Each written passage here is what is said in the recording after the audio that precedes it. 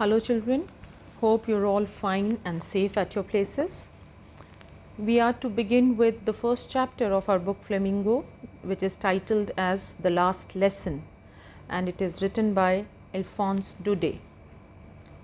Now before we learn further about the writer of the chapter, let us know what the title actually means. Let me introduce to you the meaning of the title of the chapter, The Last Lesson. You know, dear children, this title is very suggestive of what happens in the story. We can just see it from, just by seeing it, we can understand it is, something about the last lesson, the last class of something. This last lesson is the center of attention throughout the story, and the whole story revolves around this only. In fact, the beginning of the story, will serve as a preparation for this last lesson to the readers.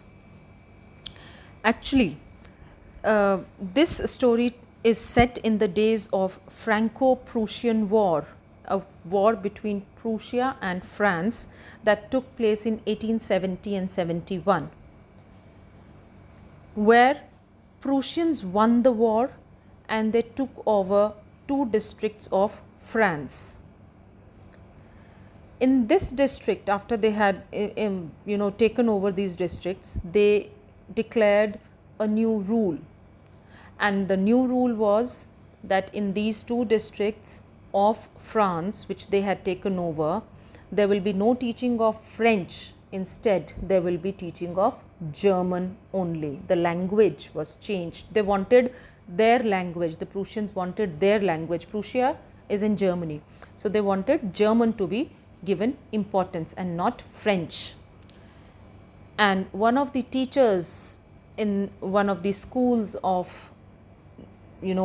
Alsace, the district which the Prussians took over, one of the French teacher gives the last lesson of French, and the story is based on this lesson only, this class, this last lesson, this last class of French to the students. Let us know something about the author. He was very young when he started writing. He wrote his first novel at the age of 14 and has written various genres of English fiction. To have an overview of the story, dear students, let me just tell you what happens in the story. This is a short story which describes how the civilians, the general people, were impacted when the 2 French districts of Alsace and Lorraine. Please mark in your mind these 2 names and spellings of these 2 districts of Alsace and Lorraine, these 2 districts of France, which passed into Prussian hands after a war in 1871.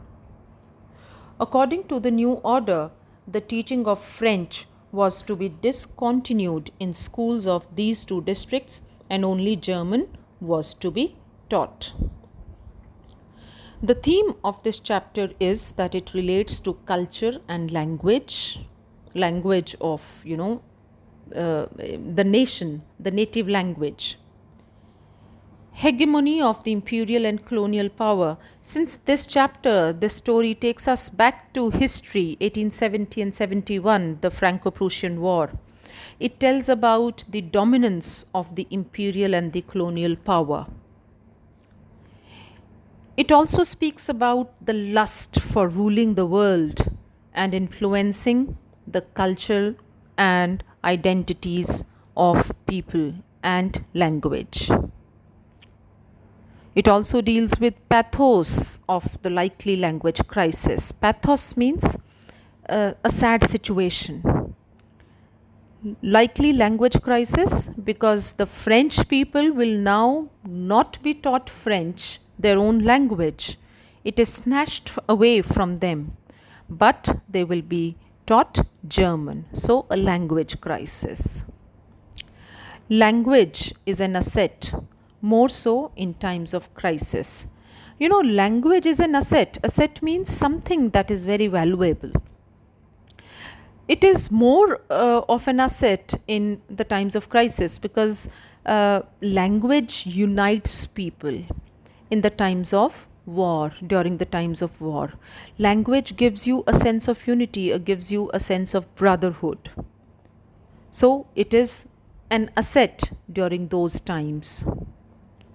Fear, shame, and agony of losing freedom of learning and using mother tongue. So this is these are the various themes with which the chapter deals. This slide shows you a scene from the Franco-Prussian War. How people were, killed and how people died. There was so much of violence. Now let us talk about the setting of the story. This story is set in the French districts of Alsace and Lorraine during the days of Franco-Prussian War, as told to you earlier. The beautiful backdrop of the woods filled with the chirping of birds, the river Saar, that is the name of a river, and the fields offers a stark is a complete contrast to the drills of the Prussian soldiers and the political upheaval, political disturbance in these two districts of France. Alphonse Daudet has used this canvas. Which canvas? The canvas of where he has painted his story, the setting of the district of Alsace and Lorraine. He talks about the woods, he talks about the chirping of birds, and he talks about the drilling of the Prussian soldiers and the political disturbance in these two districts. So he uses this particular picture to show how the change of power affected the civilians. A particular student, Franz, his French teacher, M. Hemmel, and the elders of that village. Now the civilians, the people that we are going to talk about in the story, is a particular student who is named Franz.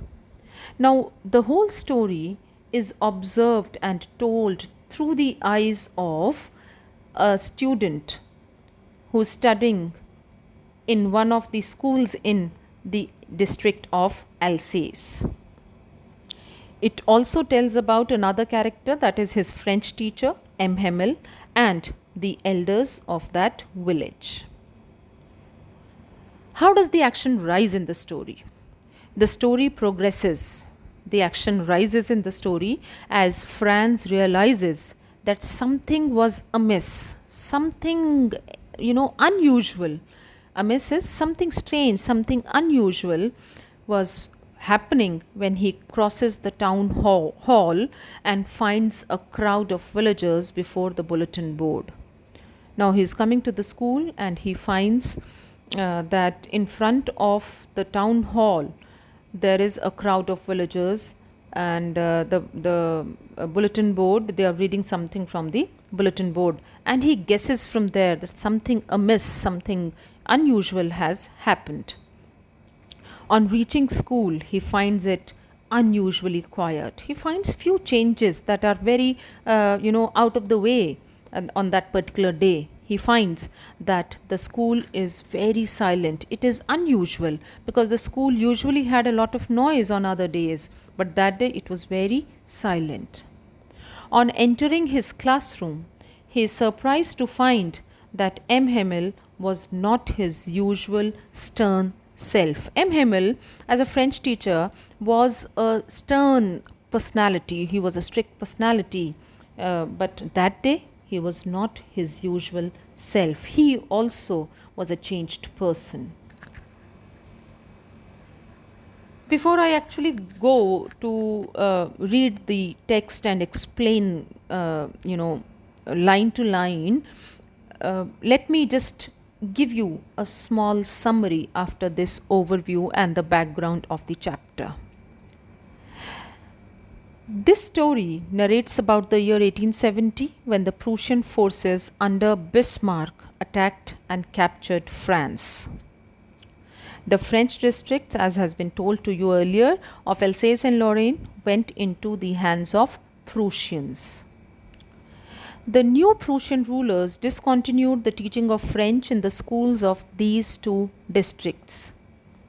And the most important information was that the French teachers were asked to leave the place. The story describes the last day of one such French teacher referred to as M. Hamel. Mr. M. Hamel had been transferred and could no longer remain in his old school. Still, he gave last lesson to his students with utmost devotion, with complete devotion and sincerity as ever. Although he was about to leave school that day was his last day, but still he was interested in giving his last lesson with all his dedication and sincerity. The story also depicts the pathos of the whole situation, the sadness, the sad situation that the whole situation, arises, about how people feel when they don't learn their own language and then losing an asset in M. Hamel.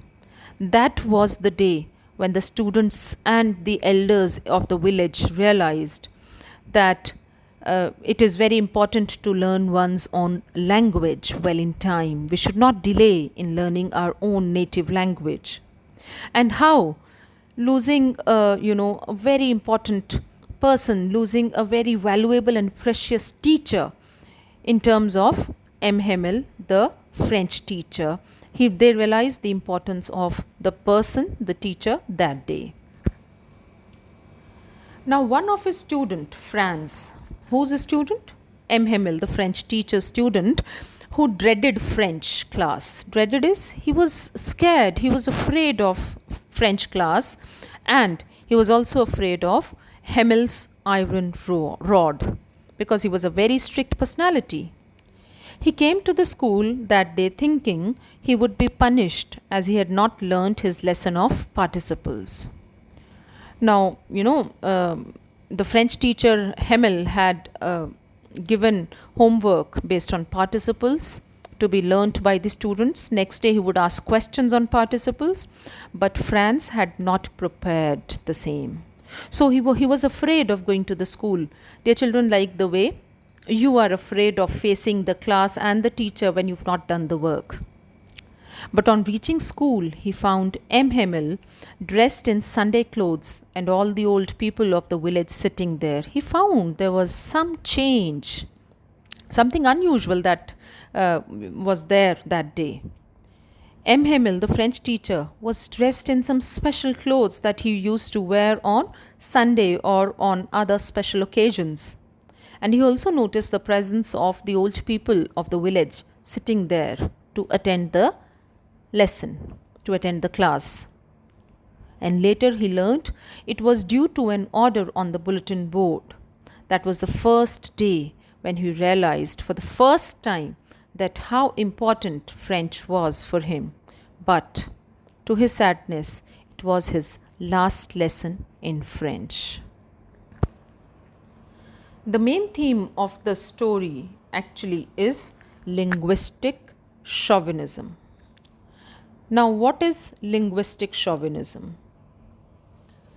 Now, linguistic chauvinism is, I'll take an example of something that you might have heard, male chauvinism. You must have heard of these two words, male chauvinism. Now, chauvinism is a feeling of superiority. Male chauvinism is that the males have a feeling of superiority in our society because they feel that they can dominate the other gender. Now, likewise, linguistic chauvinism means to have a feeling of superiority in one's language. Linguistic chauvinism actually is a negative trait, it is a negative characteristic which grows out of excessive pride in one's language. The Prussians had acquired the political power in these two districts of France, and so they imposed their language on the people residing there. And this is linguistic chauvinism. They had an excessive pride, a feeling of superiority for their own language. Now, the story begins. Franz started for school very late that morning and was in great dread of a scolding. He was late for school and he was also afraid that he will be scolded by his French teacher because, as I told you earlier, because he had not learnt the rules of participles. M. Hemmel would question them on participles that day and he was not prepared for the same. For a moment, he thought of running away and spending the day out of doors. Initially, he thought, to bunk the school that day. He thought that he should run away and spend the day somewhere outside. And what attracted him actually? What tempted him to stay out of school that day? The weather. It was so warm, so bright. The weather was good, the weather was warm, and it was a bright weather. The birds were chirping at the edge of the woods. Even the chirping of the birds attracted Franz. Now, the two questions that we already have done here with the answers to the two questions that we have covered here is the favorite things of Franz, or what tempted Franz to stay out of school that day. It was the chirping of birds. It was the drilling of Prussian soldiers. He thought of collecting the eggs of the birds. And as I told you, in the open field back of the sawmill, the Prussian soldiers were drilling and he could hear them drilling and practicing and exercising. So this tempted him. All this was much more tempting than the rule for participles. It was all, the chirping of birds, the, birds' eggs, the Prussian soldiers drilling. All this attracted him and tempted him to stay outside that day. But Franz had the strength to resist and hurried off to school. Now, the question is, did he listen? Did he give up? Did he, succumb to his temptations to stay outside the school? No, he resisted his temptations. Resisted his temptations means he overcame his temptations, he controlled his temptations, and he went off to the school that day. As he hurried by as fast as he could go, the blacksmith Chpater, who was there with his apprentice reading the bulletin,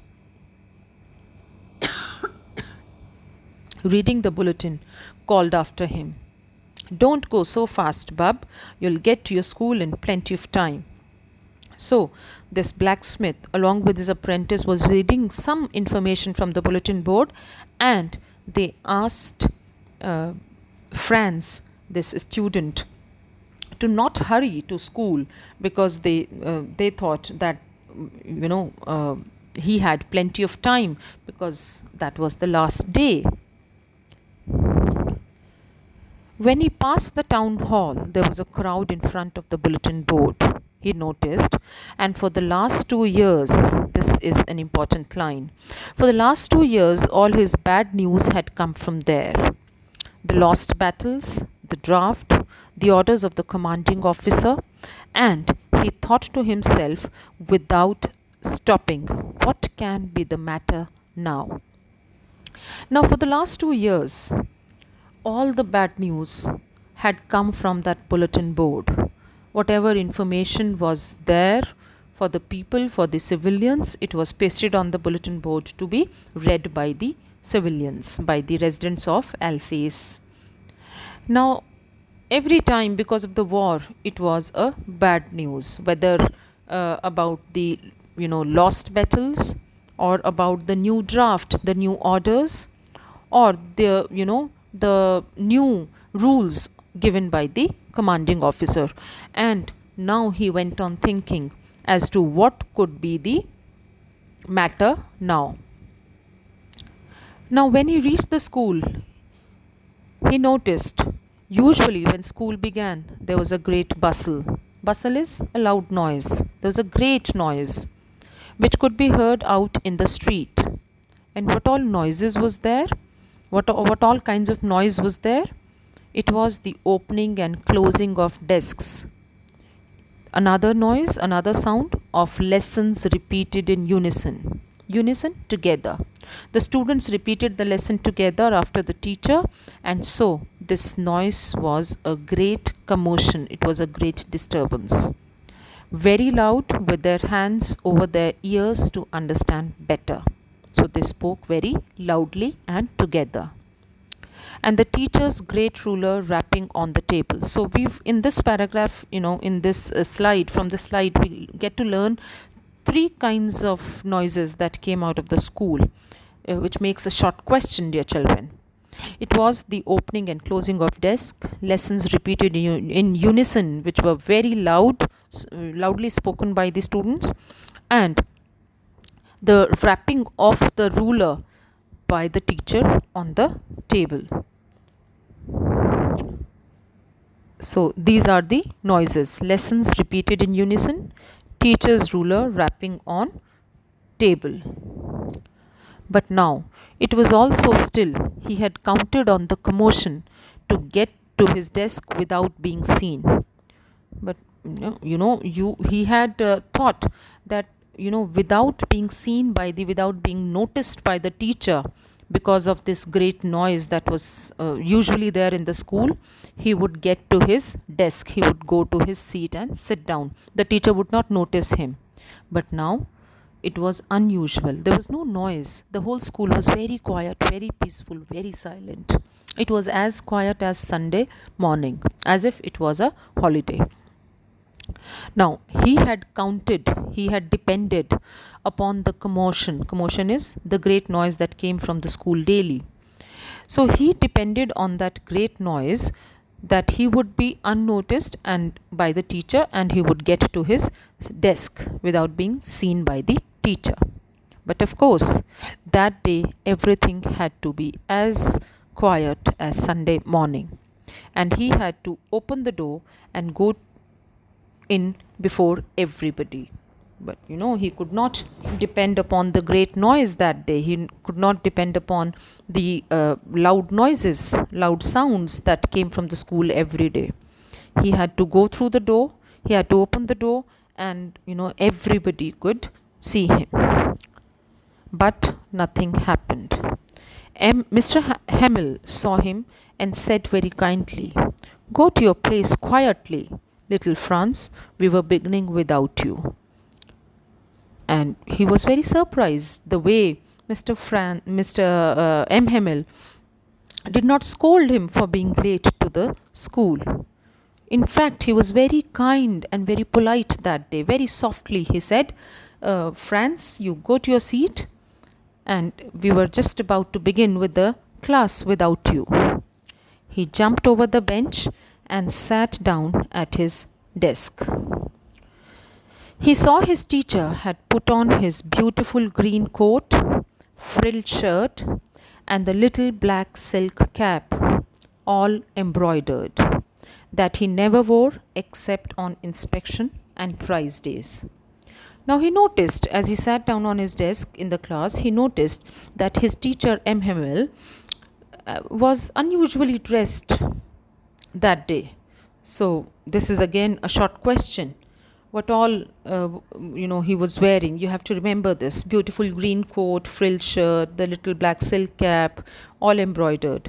So all this, such kind of dress he wore on inspection days and on prize days, means on special occasions.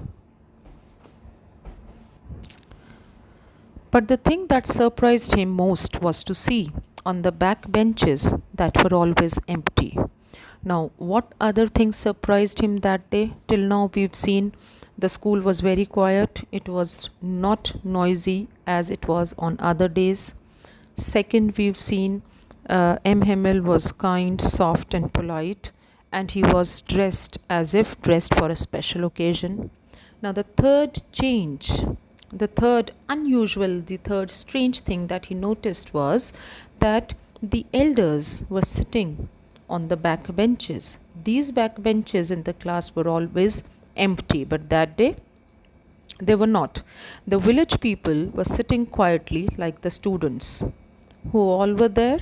Old Hauser with his three-cornered hat, the former mayor, the former postmaster, and several others besides.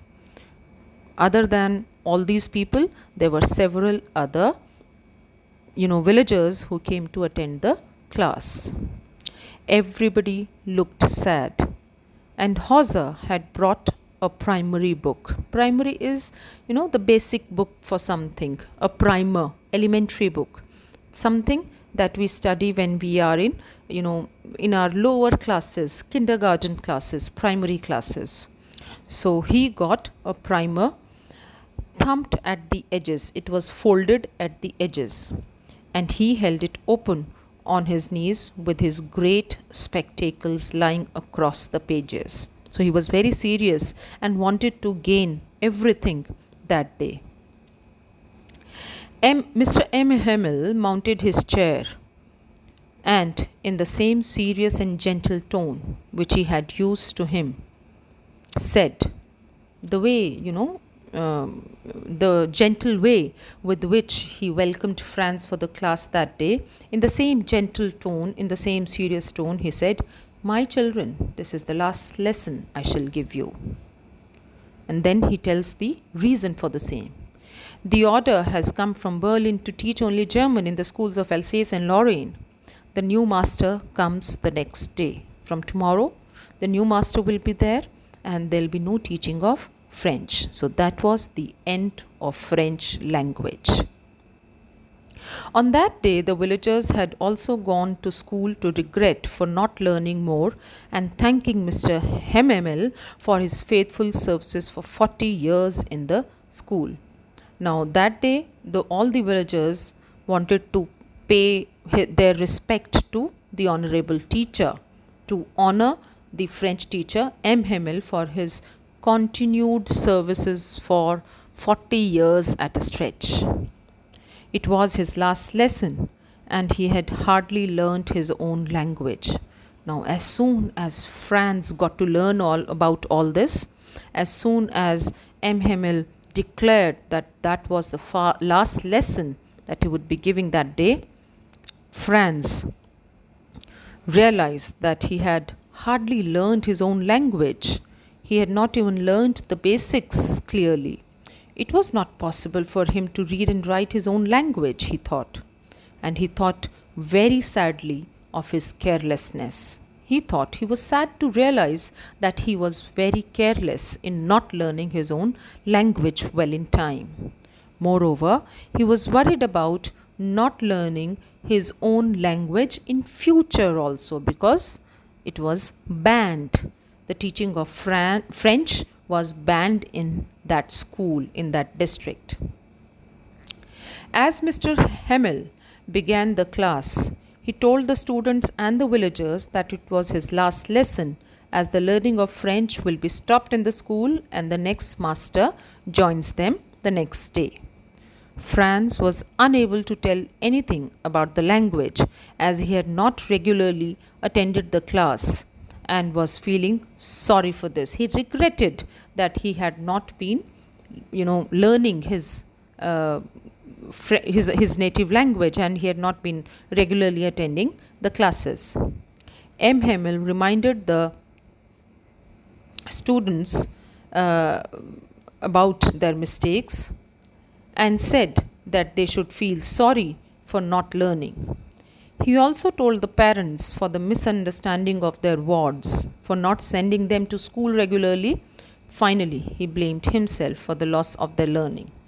Now here, in the last point on this slide, we learn 3 points. M. Hemmel blamed many people for not learning the language. It was not just the students who should regret that they had not studied or learned their own language. In fact, he also blamed the parents who did not wish them to send to the school. Rather, they wished and they sent their wards to work in the fields to earn money. So he blamed the parents also. And finally, he blames himself also for the loss of their learning. The details we will learn in the text when we will study it. M. Hemmel taught with patience, and the students heard with full confidence and understood everything very easily. It seemed as if Mr. Hemmel was determined to teach all he could. Now, that last day, everybody was, patient enough to learn everything.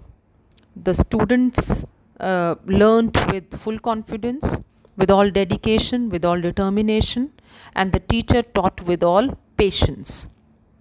The teacher, M. Hemmel, wanted to, teach everything that he could that day.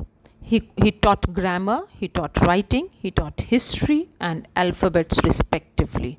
So he touched all the areas of French language.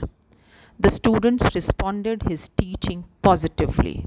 It seemed that they understood very well. There was pin drop silence in the class. Now Franz heard the pigeons cooing on the roof while he was, taking the class. He heard, the cooing of the pigeons on the roof. The sound, cooing is the sound that the pigeons make. And he just imagined whether they were singing in German or if, their own language can also be snatched from them like it was being snatched from the French people. He was, wondering whether the new rulers would make the pigeons also coo in their own language. Will they dominate their own language on the birds also? So this is what he thought.